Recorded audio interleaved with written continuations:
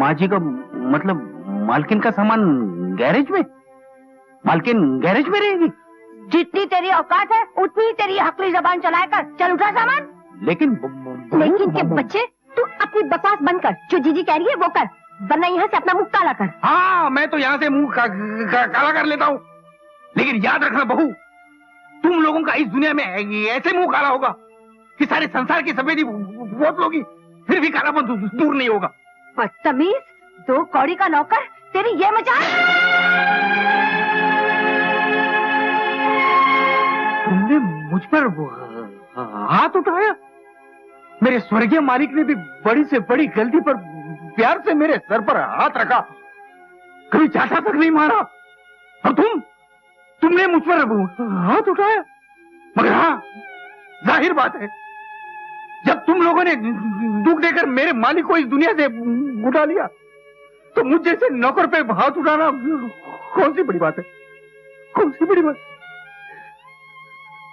अच्छा बोल के नहीं कस्तूरी,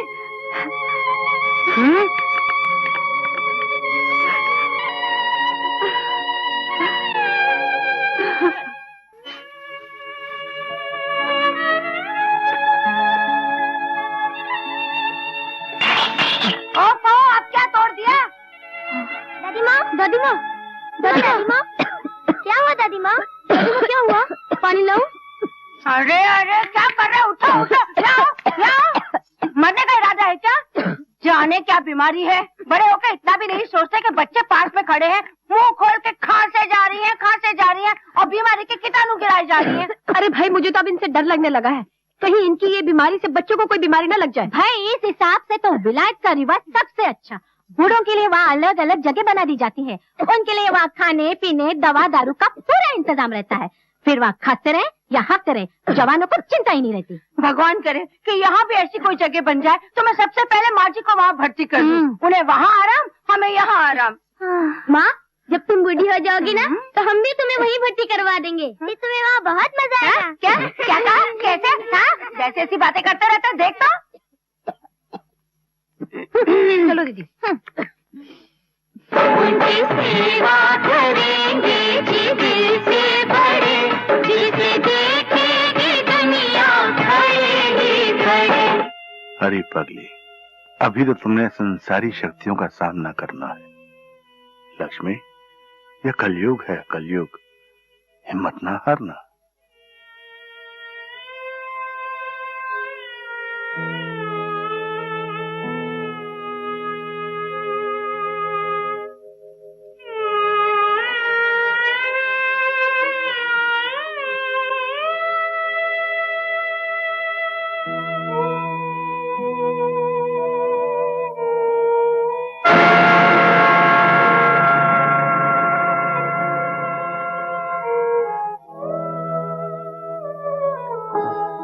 दादी माँ। हाँ बेटे। हम आपके लिए दूध लाए हैं दादी माँ। दूध? हाँ दादी माँ, आपकी रोटी कुत्ता ले गया ना? हमने अपनी आँखों से देखा है दादी माँ। माँ कहती है भूखे पेट सोने से सेहत खराब हो जाती है। मेरे बच्चों, तुम अपनी दादी माँ का कितना ख्याल है, अपनी औलाद नहीं पूछती। तुम्हारे मासूम दिलों में कितना दर्द है मेरे लिए। ना दादी माँ ना, रोते नहीं। हम कितने दिनों से देख रहे हैं कि तुम अक्सर भूखी रह जाती हो। अब हम रहने नहीं देंगे। लो, ये दूध पी लो। पी लो ना दादी माँ, तुम्हें हमारी कसम। नहीं बेटे, पी लेती हूँ। भाई वाह, क्या नेक काम सिखाया जा रहा है बच्चों को। बड़े शर्म की बात है माँ जी, अकेले में बच्चों से चोरी चोरी दूध मंगवा के पीती हैं आप। दादी होके बच्चों को चोरी सिखाती हैं। छी। अरे ये तो बेचारे बच्चे हैं, कम से कम आपको तो सोचना चाहिए कि इनका दूध आप पी जाएंगी तो बेचारे बच्चे तो भूखे रह जाएंगे। नहीं माँ, दादी माँ ने दूध नहीं मंगवाया था, हम खुद लाए हैं। दादी चोरी करना सिखाती है और पोती पोते सफाई पेश कर रहे हैं। चल सोने, तू क्या मुंह देख रहा है, चल ना।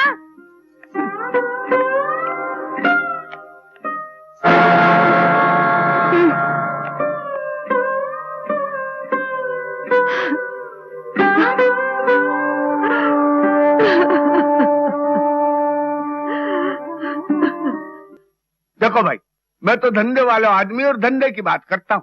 इस हवेली पे तुम थोड़ा थोड़ा करके 5 लाख रुपया ले चुके हो और ऊपर से 1 लाख रुपया और मांग रहे हो। अरे मेरी जगह पे कोई और हो तो ले जा तो कचहरी और कब्जो कर ले तो हवेली। बोलो बराबर है कि नहीं? बोलो। हाँ लाला जी, बात तो बिल्कुल बराबर है। हाँ ठीक है, तो मैं 1 लाख रुपया देने को राजी हूँ, मगर ये हवेली साल भर के लिए मेरे पास गिरवे रहेगी और अगर इस दरमियान आपने पैसे नहीं दिए तो हवेली मेरी। हाँ, एक बात और सुन लो, साल भर तक आप लोग इस हवेली के अंदर नहीं रहेंगे। जल्दी फैसला करो, मेरे पास टेम नहीं है, मैं टेम के भी पैसे लेता हूँ। हाँ लाला जी 1 मिनट देंगे आप? 2, 3 नहीं होना चाहिए। हाँ क्यों? ठीक है। तुम लोगों ने लाला की बात तो सुन ही ली, अब बताओ तुम्हारी राय क्या है? तुम लोगों की क्या राय है? जो तुम्हारी राय वही हमारी राय। हाँ दीदी। देखो मैं एड्रेस लिख कर देता हूँ, तुम ठीक पते पर पहुंच जाना, समझे? क्या हो रहा है? उसे पता देने की क्या जरूरत है? तुम भी उसके साथ बैठ जाओ, बच्चों को भी बिठा लो, वरना माँ जी आ जाएगी। ओ भाई जल्दी गाड़ी स्टार्ट करो ना, चलो जल्दी करो। चलो बच्चे चलो। अरे भाई चलो जल्दी करो ना। तुम लोग को भी तैयार हो, बैठो यहाँ। क्या टाइम लगता है? क्या करो, माँ जी आ जाएगी तो दिक्कत हो जाएगी। घर से तो जान छूटी, जल्दी करो भाई। चलो भैया जल्दी बैठो, जल्दी चलो चलो जल्दी करो यार।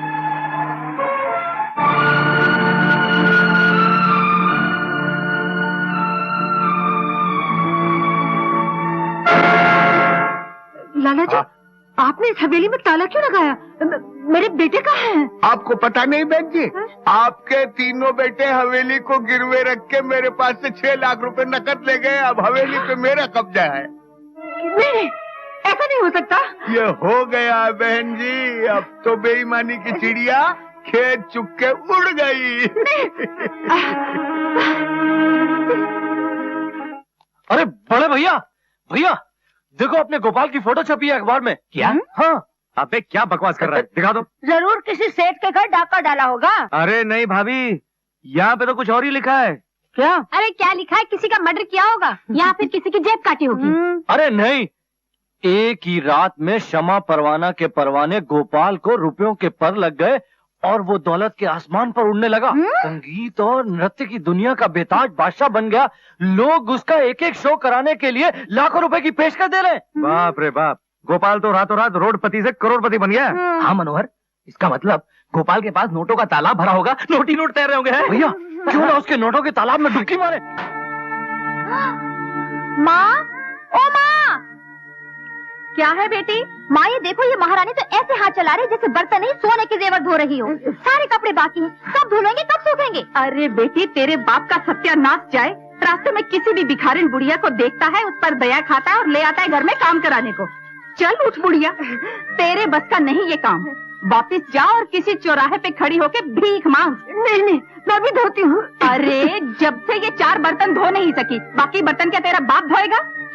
पकड़ ये 2 रुपए और जा यहाँ से। नहीं नहीं, भगवान के लिए मुझ पर दया करो, मेरा इस दुनिया में कोई नहीं है। तेरा इस दुनिया में कोई नहीं तो क्या जबरदस्ती हमें अपना रिश्तेदार बनाएगी? भगवान के लिए इस बीमार बुढ़िया पर दया करो। बीमार? तू बीमार भी है तो क्या अपनी बीमारी हमें लगाएगी? चल निकल यहाँ से।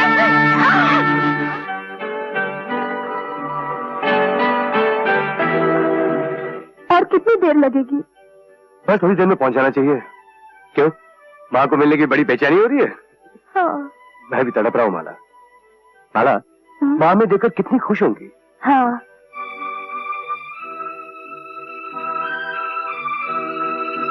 मुझे ऐसा लगता है कि उन लोगों ने उनके साथ ठीक व्यवहार नहीं किया होगा।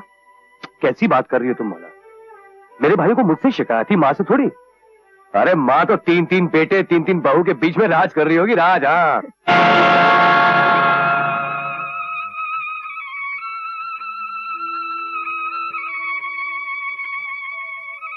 लो बहन, ले लो।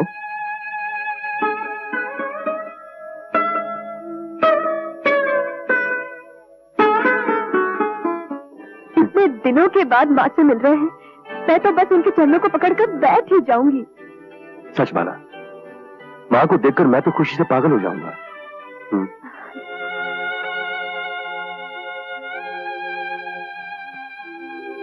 चोर चोर।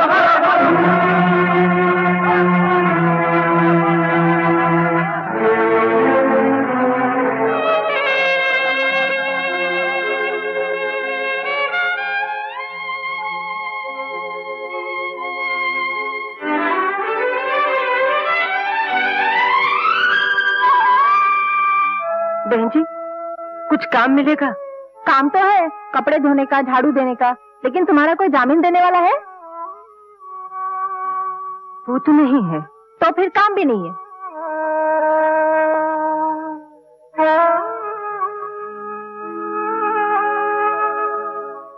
बहन जी, कोई काम मिलेगा? कोई काम वाम नहीं है, जाओ यहाँ से। पता नहीं कहाँ से चले आते हैं।